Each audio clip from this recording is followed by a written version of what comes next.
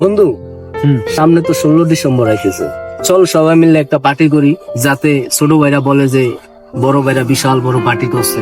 হ্যাঁ বন্ধু, কথাটা কিন্তু খারাপ কস নাই, যেহেতু সামনে 16 ডিসেম্বর, বন্ধু বান্ধব মিলে সবাই পার্টি মাটি করি, এনজয় করি।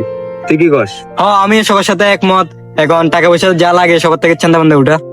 হ্যাঁ ঠিক আছে, আমরা এখানে 4 জন আছি, একজনে 5,000 করে দিলেও তো 20,000 হয়। যাই, তুই কি কস?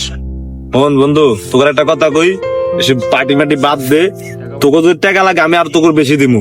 এই বুম এবারে যে গান বাজনা করে কোনো লাভ নাই।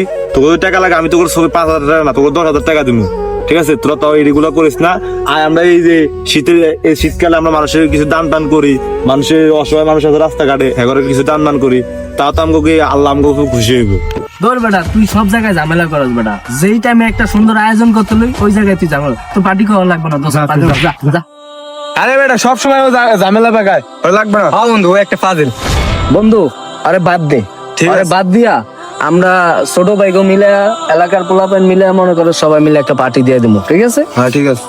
আমাদের এই সমাজে যদি ভালো কিছু করতে বলা হয়, তাহলে সমাজ থেকে আমার মতোই ঘাড় ধাক্কা দিয়ে বের করে দেওয়া হয়।